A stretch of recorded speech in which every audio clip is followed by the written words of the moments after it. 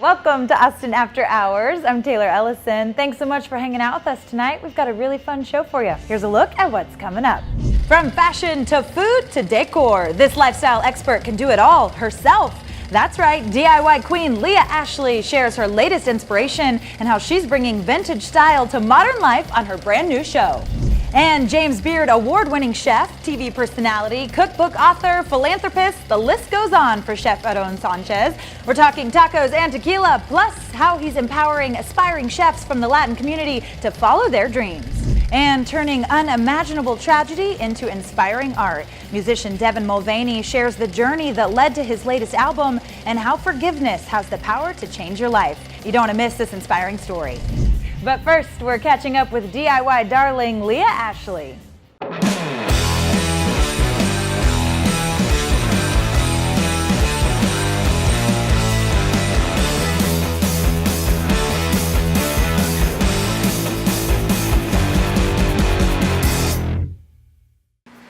Leah, the interview's starting. Leah, the show's starting! Oh God, I'm sorry. I am obsessed with this glass and brass console. I can't get enough, and I feel like I don't have a place for this, and it makes me really sad, but do you have a place for this?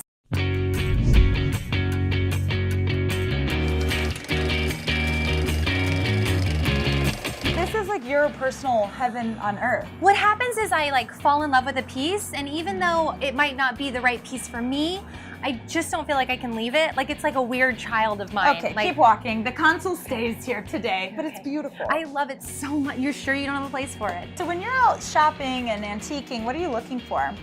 I'm looking for the thing that is looking for me. Oh, I feel like things find me. Does that make sense? That like was deep, y'all. Yeah, I know. So glassware is always really fun. Like this, I love the green and gold. So what's great about these is they're in great condition. The green is really vibrant. I love this. Is this Leah approved? It is Leah approved. Like this chandelier is epic. This is another thing. It's like, do you have space for this? I don't have space for this, but somebody should.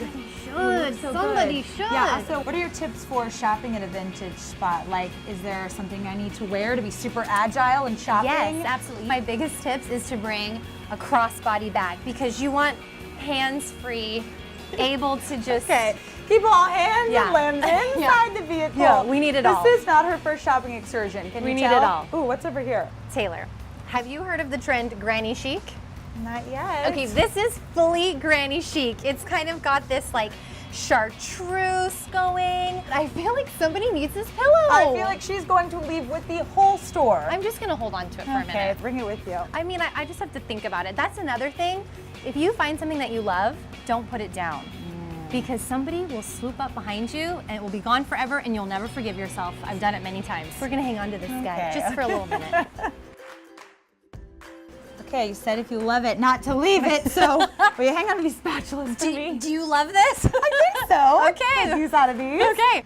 Okay, this is amazing. This is an incredible set of Pyrex. Here you go. You can take your utensils. Thank you. But this Pyrex dish set is so fabulous, and this coral color is to die for. How cute would this be at a dinner party in the summer with some chic like linen tablecloth and napkins, like adorable. Now that you say that. So here's my tip for finding stuff like that. Look for any kind of insignia or anything on the back, right? So this I know is Pyrex, so I'm gonna Google Pyrex and I'm gonna see like, is it valuable? How much is it? Pyrex is super collectible, so, and it's really cute, so.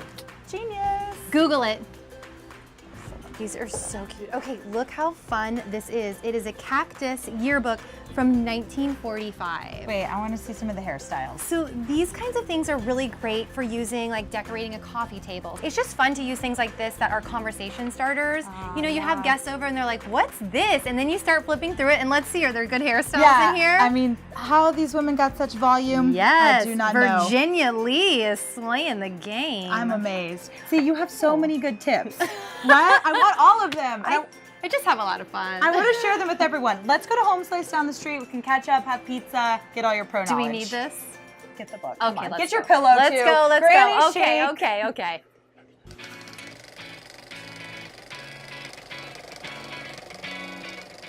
Cheers! Cheers! I am so happy to be sitting down with you. It's such an exciting time in your life right now. I have this new show called Vintage Style Modern Life, and it's on the Design Network, and it is kind of bringing together my two passions, which is vintage and decorating. And it's actually a webisode, which is really cool because it is completely shoppable. So while you're watching it, if you love anything, you can just like click to buy it. Okay, that sounds dangerous. It is dangerous. When you sit down and have an Aperol Spritz in front of your computer. Which sounds like every night of the week for me. And like these packages show up at your door and you're like, I don't remember ordering this coffee table. So what are some of the different projects we'll see? I feel like a coffee table really freaks people out for some reason. It's like, what do you put on a coffee table to make it cute? Well, not only am I showing you how to make it cute, but I'm showing you how to do it inexpensively using vintage things that you find at antique stores, flea markets, garage sales, thrift stores. You don't have to spend a lot of money to look great. You have such a knack for that, and you always have. How did you develop that skill set? I was really broke. I was a broke college student, like most of us were. Yeah. And I still wanted to be fabulous. I decided that I wasn't gonna let not having any money keep me down. And I just kind of got into thrift store shopping and really finding the deal, and that is my passion. Like when I'm having a bad day or my 2-year-old is stressing me out, I'm like, I just need to go and shop at a Goodwill and just rummage through junk, and it calms me down immediately. I absolutely love that you're saying that because I'll be perfectly frank, clutter makes me have anxiety, and you're like, give me the clutter, I will sift through it. I love it. In fact, I will come over to your house and I will go through your clutter. Oh God, I need you there, please. I need you to airlift things out because it's so bad. I'm in, call me over.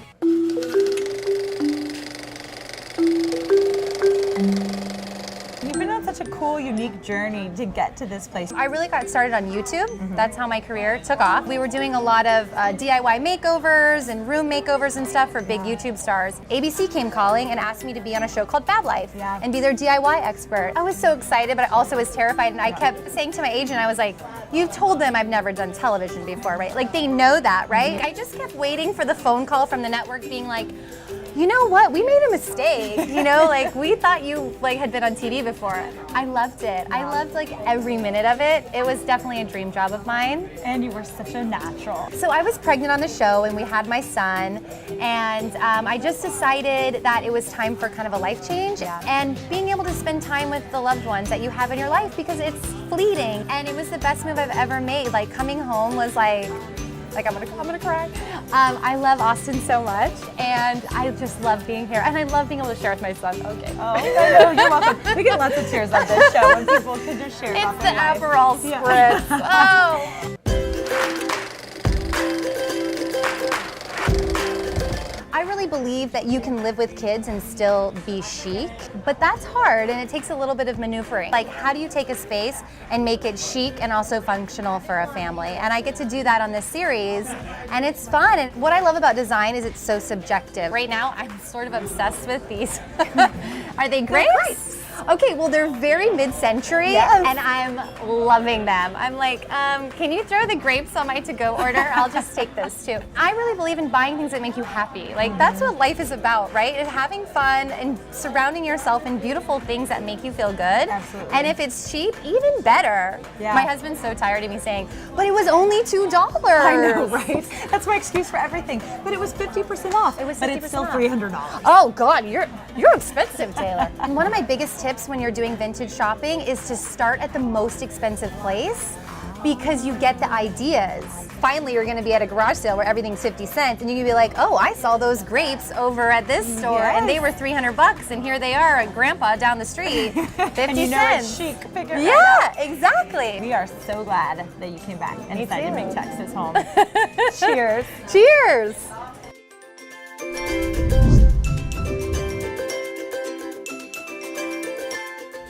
It's always such a fun time with Leah. Make sure you check out her new show, Vintage Style, Modern Life, on the Design Network. And up next, Chef Aaron Sanchez dishes on his favorite meal and what he'd be doing if he wasn't a chef. Me cansé de rogarle. Natural. Me cansé de decirte Beautiful. que yo sin ella de pena muero.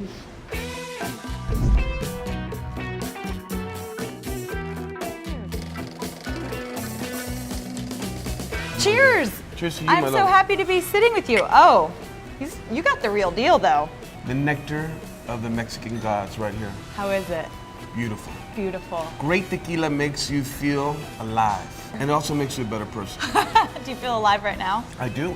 Well, I'm with you.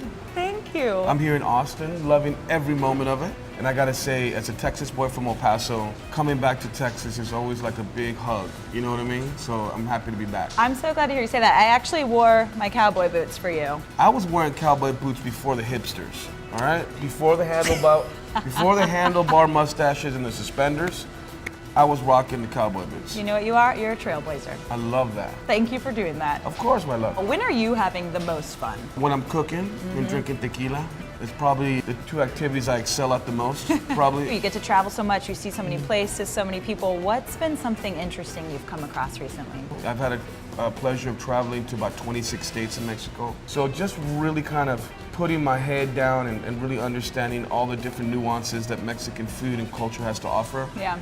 Especially Guadalajara, Jalisco, where we make tequila cazadores. When did you first know that you loved food and people and cooking for other people? I'm a son of a chef. My mom had a restaurant for 30 years, and then my grandmother was a great home cook. They grew up in a cattle ranch in Chihuahua. And my grandmother actually wrote a cookbook as well in 1986, so I'm a third generation cookbook author. See, it's in your blood, you're Absolutely. natural. From a very young age, food was essential, a way we communed, a way we connected to culture. And from there on, it just became my mission in life. I love to hear that. What's one of your favorite food memories that stands out? You know, I've cooked at the White House a couple times. Yeah. I thought that was a really special moment. Are you scared when you're about to present food for these people, or are you just like adrenaline rush and excited? A little bit of both. Everybody eats on a silver lined plate. Wow, and that's fancy. And there's only one gold line plate, and that's for the. That's for you. No, that's for the for the front president. line. Yeah, exactly. So that moment was a little ephemeral and a little bit intense. Just going around and being able to spread a little bit of that love through food is what keeps me driven every day. It's a language we all speak, and it's kind of like having a soccer ball, you know? You can make a friend anywhere in the world if you play soccer. Same thing with food. That idea of communing, being selfless, thinking of the needs of others. If you're like scared to get in the kitchen, what are your tips for people? My suggestion to everybody is if you have a grandparent that's living, I think if you take a consensus and ask who the best cook in your family is, it's usually grandma. It always is grandma. So I would encourage everybody to engage your abuela and spend every one of those moments cataloging recipes and starting with a nice repertoire of some dishes. But I think you can't go wrong with the tacos, you know?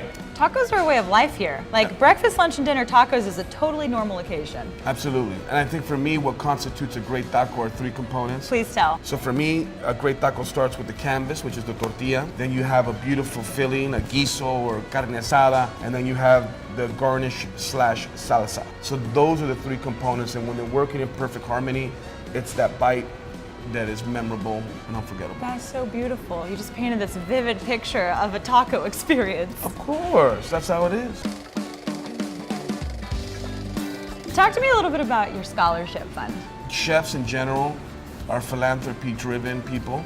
For me, the idea of giving back to an industry and a craft that has been so rewarding and generous to me, felt was an absolute need. So I wanted to identify Latino and Latina youth and give them the opportunity of education and having that foundation and having access to those opportunities. More times than not, a lot of the Latino workforce is being overlooked for higher positions and management positions, and now you have second and third generation Latinos rescuing their roots, and I want to be able to identify that new crop of chefs and give them the necessary tools to be leaders in the kitchen. So we provide a fully paid culinary scholarship in New York, and then we have a series of mentoring where we help guide these young people through the process, because mentoring is such a big part of being a chef. Absolutely rewarding. I couldn't imagine myself doing anything else. What are some of those important life lessons and wisdom you would want to impart to people? Well, I think the first thing is to do is to develop your own style. And I think a trap that a lot of people fall into is regurgitating your mentor's work and not defining yourself. That'd be my biggest suggestion, is take all those lessons from your mentors and travel experiences and really poignant moments in your life, filter that through, and then boom, then you have your own style. You know what I mean? Beautiful potpourri of life experiences. Exactly. That's very good I think advice. that's extremely important. What brings you joy right now? My family, you know, obviously. You know, I thought being a master chef or a chef was the biggest, you know, thing I ever. Now the biggest the best title I have is dad, you know? That's so sweet. You realize that you have a legacy, you know, and I think that's the most important part. Watching my son grow up and feeling that need to continue to better myself so I can be a great example. That's really special. Yeah. This would be a very hard thing to do, but if you had to pick one meal for the rest of your life, what would it be? I'd have tacos. I should have known. Okay, a second meal you might Tacos. What would be the second one? It's probably like a great rich mole from Oaxaca. Taking something very rudimentary like turkey or chicken and just bringing it to that next level. I know you said that you're doing exactly what you're supposed to be doing, but if you weren't doing this work, what might you be doing? Me cansé de rogarle. Naturally. Me cansé de decirte Beautiful. que yo sin ella de pena muero. I'd be a mariachi singer. Oh, that's obvious. Yeah. I mean, you may have missed your calling. There's still time. Who never knows? It depends on how much tequila cazadores is consumed. On that note, let's have some more, shall we? Cheers, Cheers to Aaron. you, Thank my you queen. so much. Thank you.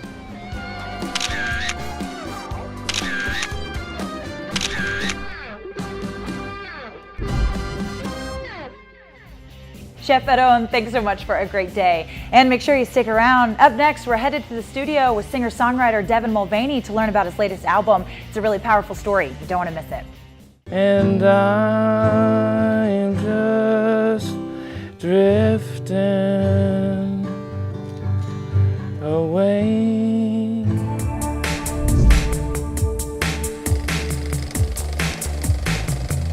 You are an incredible musician. You're also one of the most resilient people that I know. And one of the reasons I really wanted to share your story on this show is because you're such an inspiration. You experienced unimaginable tragedy and were able to move through it and make music to bring to the world. I've spent years and years wanting this album to get out there. I was living in Brooklyn at the time, and I moved closer to my parents because my dad had a recording studio in his basement. I would go to the studio and get as much time in as I could, and the songs on there I had been working on for like 10 years or so. In the middle of mixing it, my parents and my sister died in a car accident. Actually, my dad, he survived for another month in the hospital. Of course, my whole world had to stop. And yeah, it was really, really tough.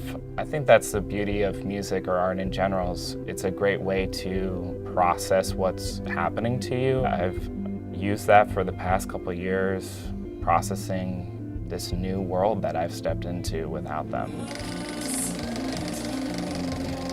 My parents were driving from upstate New York back to Brooklyn. They were just at a summer camp. They were driving on the southbound lane, and a northbound car jumped the median and landed on their car.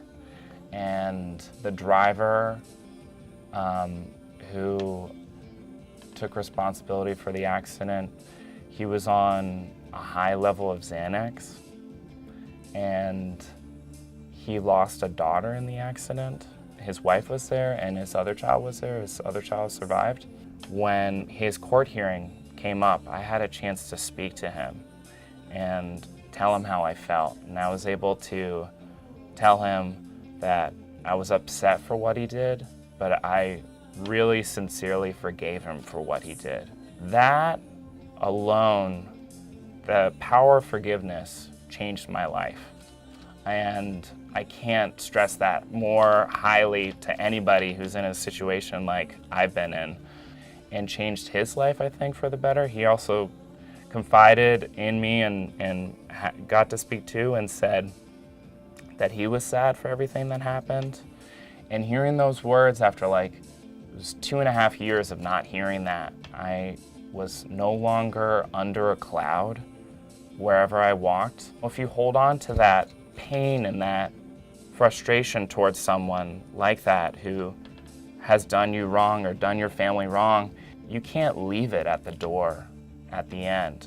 But if you're able to say, I forgive you for this, you can move on with your life. And that's what I've been able to do now. I mean, we're human beings. Human beings make mistakes, and sometimes they're really terrible mistakes. But from my experience, forgiveness really was the key. So I couldn't thank him enough for saying what he said, and it's changed my life for the better. So. That is so extraordinarily powerful. And thank you for sharing that message. It can inspire others to see what's possible, even in the hardest of situations, to find forgiveness and how powerful that can be. Yes. That is so beautiful. Thank you for sharing Yeah. that. It's been really important for me to try to continue their legacy. And I really think the best thing that I could do to honor them is to honor my dreams in wanting to do this and their dreams to do this. My sister was also in the middle of mixing her own album. She was using the same studio that I had used. I have to try to continue this for them. Whippersnapper starts out with the song Whatever You Want, and that's my biggest philosophy, which is that in whatever space you're in, if you think it's dark or bright, you control the light. I really try to stick by that, and that really came in handy too during this grief process, and just trying to stay positive and stay towards the light. It must be pretty exciting to come to Austin and have the Austin Chronicle give you such a rave review. Oh yeah, that was amazing. When I got word that I had gotten a review, period, I was excited. And then to learn that it was a 4-star review, it was just like, oh, yeah, that just made it all really worth it, you know? What do you think about Austin? We like to keep it weird here. It's pretty different than New York. How have you acclimated? I just love it. I really love it. I don't think that there's a single thing wrong with Austin. You guys are complaining about the traffic a little bit, but you know, I think it's all perspective. You come from New York and you're like, what traffic? I agree. Also, who are you guys? You live here now. No, I know, it's true. It's y'all. I'm still getting, yeah, it's y'all. You're it's an true. Austinite. I know, I'm still catching up with that fact. When you come from New York, you're just like, why are you talking to me?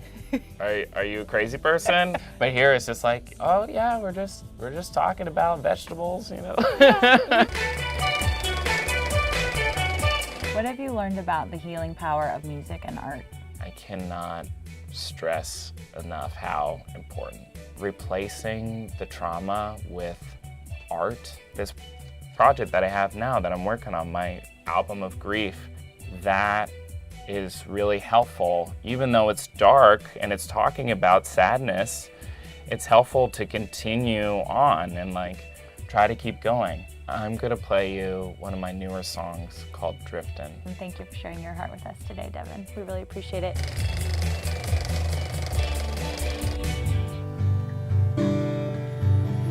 It's hard to wrap my head around the fact that this won't pass at the end of the year,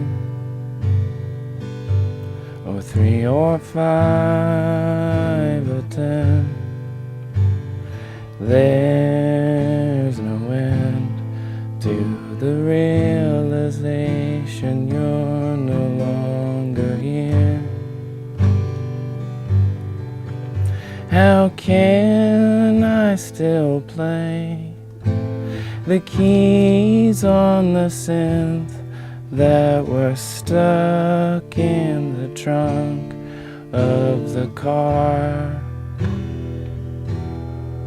But when it comes to you, you did not pull through. What the hell am I supposed to do?